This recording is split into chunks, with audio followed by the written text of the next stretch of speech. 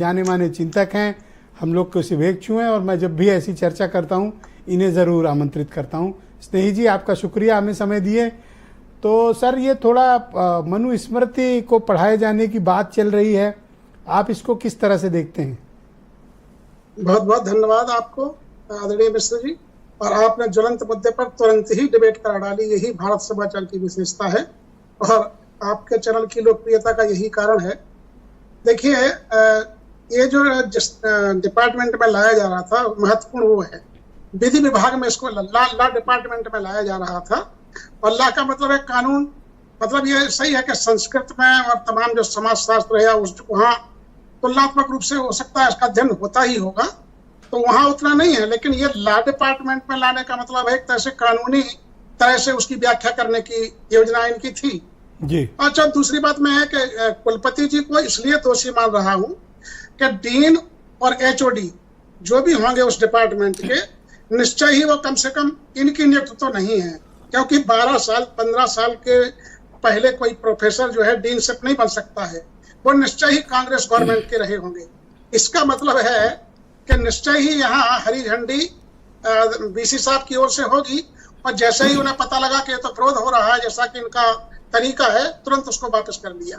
बिल्कुल सही मांग आदरणीय गौतम साहब ने की है, आदरणीय दीपक मिश्र जी ने भी यही किया है कि तुरंत जो है कुलपति को निलंबन हो और जांच हो, क्योंकि मुख्य तो वही है। देखिए, सबसे बड़ी बात यह है कि सरकार की मंशा गनीमत है 400 पार नहीं हुए, अन्यथा मनुस्मृति तो लागू करने की योजना थी। ये तो जनता ने ब्रेक कर दिया। अभी हमारे भाजपा के प्रवक्ता कह रहे थे कि हम तो कुछ नहीं कर पाए, लल्लू सिंह, जनता ने पनिशमेंट दे दिया। मतलब इसलिए धन्यवाद कि कम से कम एक बात को उन्होंने स्वीकार किया। पार्टी ने और माननीय मोदी जी ने उनको कुछ नहीं कहा, उनको टिकट दे दिया। लेकिन जनता ने, तो जनता कई बार जो है झांसे में आ जाती है, नहीं दे पाती है। लेकिन जनता यदि अच्छा सर, हम सोसाइटी एट लार्ज अगर पर्सपेक्टिव में देखें तो ऐसा क्यों है कि ये मान्यता है हो गई है कि मनुस्मृति दलित और पिछड़ों की विरोधी है? देखिए, असल में हमने लोकतंत्र स्वीकार कर लिया 1950 में, और गणतंत्र हमने स्वीकार किया है। तो जो हमारे संविधान की मूल भावना है, जो प्रियम्बल है, प्रस्तावना है, उसके अगेंस्ट है। तो चाहे मतलब गीता हो, चाहे और धर्म ग्रंथ किसी भी, मतलब चाहे बाइबल के हों, कुरान के हों, जो भी हैं, रिचुअल अपना अपना अलग अलग प्रकार से उनके होते हैं। तो अब हमने जब स्वीकार किया है कि सबसे बड़ा धर्म ग्रंथ यदि कोई है लोकतंत्र में तो संविधान है, उसके अनुसार देश चलेगा। तो ये एक महत्वपूर्ण बात है। तब हमें, क्योंकि संविधान के समर्थन में जो शास्त्र हैं, जो व्यक्ति हैं, जो विचारधारा है, उसका तो स्वागत है।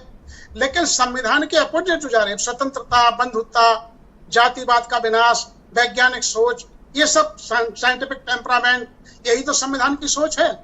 अब इसके खिलाफ मनुस्मृति को इंट्रोड्यूस करना, इसके पीछे का मकसद क्या हो सकता है? सोच को वापस लाना, माने एक तरह से इसको मनुवाद कहते हैं, उसकी वापसी करना जी। रामराज तो एक तरह से इनका माने प्रस्कृत शब्द है, लेकिन मनुवाद लाना यही तो है कि मनु की संहिता के अनुसार देश चलेगा और वहां वर्ण व्यवस्था होगी। तब इस समय जो आदिवासी समुदाय से हमारी राष्ट्रपति जी हैं, वो उसके हकदार नहीं है, और ना तो जो हमारे जो लोकसभा स्पीकर हैं वो उसके हकदार है। प्रधानमंत्री जी बिल्कुल हकदार नहीं है प्रधानमंत्री पद के। सबसे बड़ी बात है, जिन जातियों से, क्योंकि वो स्वयं अपने आप को ओबीसी बताते हैं, तो शूद्र कुल से हैं, तब तो मनुस्मृति यदि लागू हो रही है तो सबसे पहले रुझान यहीं से चालू होंगे। मैंने 3-4 लोग बचेंगे, गृह मंत्री बचेंगे, अमित शाह भी नहीं बचेंगे इसमें, सारे लोग जाएंगे पहले रिजाइन करें। और जैसा कि मिश्रा जी ने बिल्कुल सही कहा, मैडम सुधा जी ने, ये तो आप यदि इसको मानते हो तो भाई फिर तो आपको 55 साल के बाद संन्यास्त हो जाना चाहिए, वानप्रस्थ हिमालय को चले जाना चाहिए। इन्हें हक ही नहीं है किसी तरह के राजनीति में आने का।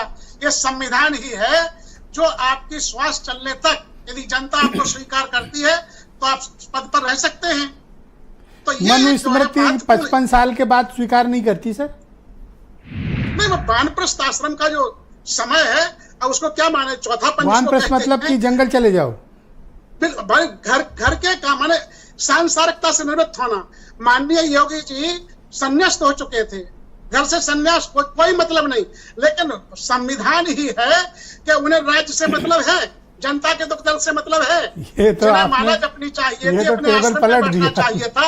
योगी जी भी जाएंगे। सबसे बड़ी बात तो है योगी जी को, तमाम लोगों को, खुद मोदी जी को कहना चाहिए कि भैया मेरी आप इज्जत सुन क्यों लो खोद मेरी रहे बात, हो? आज आपकी डिबेट सुनने के बाद अब ये कभी नहीं सोचेंगे इस पर।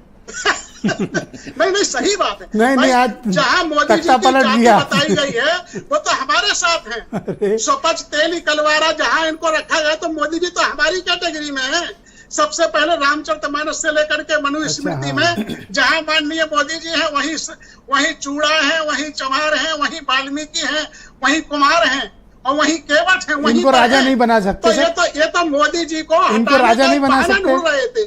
इनको राजा नहीं बना जी? सकते? इनको राजा नहीं बनाया जी? जा सकता?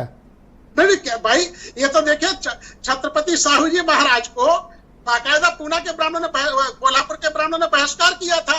किसी तरह से गागा भट्ट को बुलाया था तो वहां भी जाकर के बहुत बोलिया और पैर से जाकर के अंगूठा से कराया था। ये तो सब भुगत चुके हैं लोग। अच्छा, ये तो हम जानते ही हैं कि माननीय अखिलेश जी का जब निवास स्थान खाली हुआ मुख्यमंत्री उसको धोया गया। ये तो लोकतंत्र में हो रहा है। ये तो आपने जोड़ा आज एसिड डाल नहीं, ये तो मोदी जी को सोचना चाहिए दूध में और नींबू हमारे नहीं छोड़ा लोकसभा आपने। स्पीकर को सोचना नहीं, ये चाहिए। आपने बहुत गलत राष्ट्रपति किया। महोदय को सोचना चाहिए गलत कर कि दिया। क्या हो रहा है। सबसे पहले अब देखिए, माने मैं कहना नहीं चाहता हूँ, एक तो आदिवासी महिला है और मतलब क्या करें अपॉर्चुनिटी, मतलब वो तो एक बड़ी विचित्र बात है कि उनके लाए थे गौतम जी को पति भी टाइप नहीं करने, है, आप उधर टाइप उनके पति कराने भी लगे। नहीं है। मतलब वो तो किसी माने मनुस्मृति के अनुसार ऐसी महिला जो वैधव्य को प्राप्त हो गई हो किसी भी शुभ काम में नहीं जा सकती है। मुझे लगता है इन तमाम बातों का ध्यान रखते हुए ही राष्ट्रपति को तमाम धार्मिक अनुष्ठानों से बचाया गया, जिसकी कांग्रेस ने और सभी विपक्षियों ने आलोचना भी की। तो ये क्या कर रहे हैं, कहां ले जा रहे हैं?